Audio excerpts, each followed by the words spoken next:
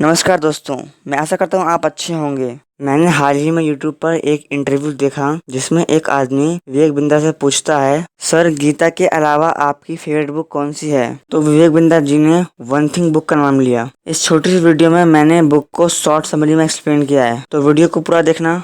चलिए शुरू करते हैं। अगर आप बड़ी बड़ी कंपनियों को देखें और सफल लोगों को देखें तो आप पाएंगे उनकी सफलता के पीछे वन थिंग रही है। जैसे KFC की वन थिंग है चिकन रेसिपी, इलॉन मस्क की वन थिंग है टेक्नोलॉजी इनोवेशन, स्टीव जॉब्स की वन थिंग है एप्पल, वॉरेन बफेट की वन थिंग है इन्वेस्टिंग, गूगल की वन थिंग है सर्चिंग।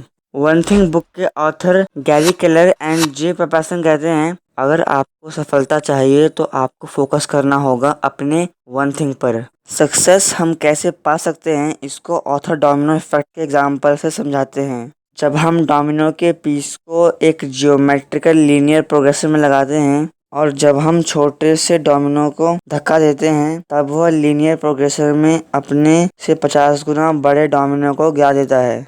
उसी तरह जब हम अपने वन थिंग पर फोकस करते हैं और उसको छोटे छोटे टुकड़ों में बांट लेते हैं और अपने काम को सबसे छोटे टुकड़े से शुरू करते हैं तो अल्टीमेटली हम अपने गोल को अचीव कर लेते हैं। सफलता और आपकी राह के बीच में वो 4 झूठ कौन से हैं?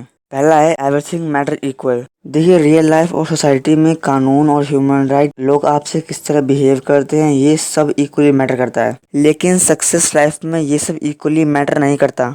मैटर वो करता है जो मोस्ट इम्पोर्टेंट है। जैसे मान लीजिए कि आप 10th क्लास में हैं और आपकी सभी सब्जेक्ट में अच्छी पकड़ है पर आपकी मैथ कमजोर है, तो बताइए क्या आपके लिए सब इक्वली मैटर करती हैं? बिल्कुल नहीं। आपकी मोस्ट इम्पोर्टेंट चीज जो मैटर करती है वो है मैथ। अगर आपको पास होना है तो आपको अपनी वन थिंग मैथ को स्ट्रॉन्ग करना होगा, तभी आप पास हो पाएंगे। दूसरा है मल्टीटास्किंग।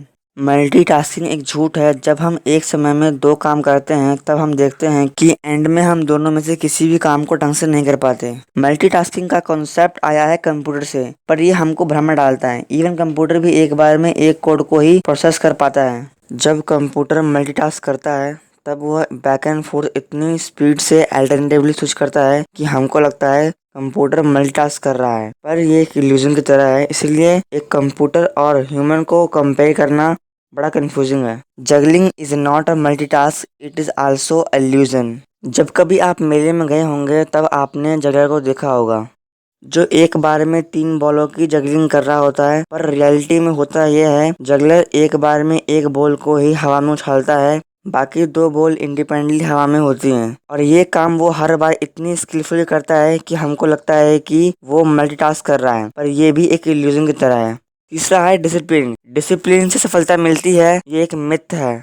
जब आपको लगता है कि मुझे ये काम करना चाहिए और जब आप उस काम को कर नहीं पाते तब आप बोलते हैं मुझको थोड़ा और ज़्यादा डिसिप्लिन होना होगा, पर एक्चुअली में आपको हैबिट चाहिए उस काम को करने के लिए। देखिए, डिसिप्लिन और हैबिट दोनों वर्ड अपने आप को इंटरसेक्ट करते हैं, इसलिए ये थोड़ा कन्फ्यूजन लगता है। अगर हम डिसिप्लिन को देखें तो इसका मतलब है जब हम डिसिप्लिन होते हैं अपने आप में तब आप अपने आप को लंबे समय तक एक काम करने के लिए ट्रेन करते हो। जब ये डिसिप्लिन लंबे समय तक रहता है तब ये हमारी हैबिट बन जाती है।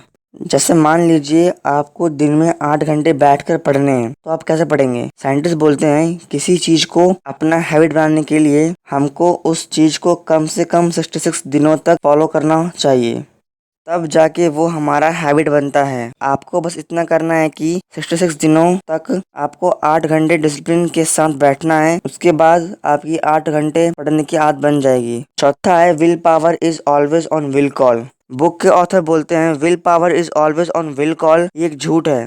जब हम बिना विल पावर को समझे विल पावर के भरोसे सफलता पाने का प्रयास करते हैं तब हम सफलता प्राप्त नहीं कर पाते। विल पावर बहुत जरूरी है किसी भी काम को इफेक्टिवली करने के लिए, पर विल पावर के साथ टाइम की दिक्कत है, इसलिए हम जब चाहे विल पावर को नहीं ला सकते। जिस तरह मोबाइल की बैटरी सुबह चार्ज होने के बाद समय के साथ घटती रहती है, उसी तरह विल पावर है जो सुबह के समय फुल्ली चार्ज रहती है और समय के साथ धीमे धीमे घटती रहती है। इसलिए अगर आपको सफल होना है तो दिन के मोस्ट इम्पोर्टेंट काम को सबसे पहले करें। प्रोडक्टिव होने का सिंपल पाथ क्या है? पहला है आस्क फोकसिंग क्वेश्चन। हम लोग हमेशा overthink, over plan and over analyse करते रहते हैं। हमेशा अपने लाइफ के बारे में, अपने करियर के बारे में घंटों टाइम बिताते रहते हैं और हम परेशान होते रहते हैं और समझ नहीं आता क्या करें। ऑथर बोलते हैं स्टार्ट आस्किंग फोकसिंग क्वेश्चन। किसी भी काम में सफलता प्राप्त करने का रहस्य है काम को शुरू करना। किसी भी काम को शुरू करने का रहस्य है उस काम को छोटे छोटे टुकड़ों में बांट लेना और सबसे छोटे टुकड़े से स्टार्ट करना। हमारे आंसर की क्वालिटी डिटरमाइन होती है हमारे क्वेश्चन की क्वालिटी से। अपने आप से प्रश्न पूछिए, what is the one thing I can do such that by doing it everything else will be easier और अननेसेसरी।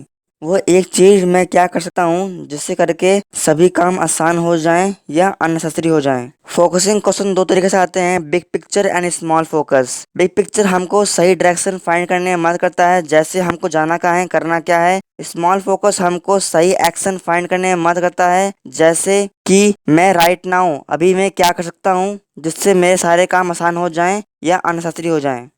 दूसरा है द सक्सेस हैबिट। जब हम किसी एक तरह से सोचते रहते हैं या एक्शन लेते रहते हैं तो लॉन्ग इनफ समय के साथ हमारा न्यू हैबिट बन जाता है।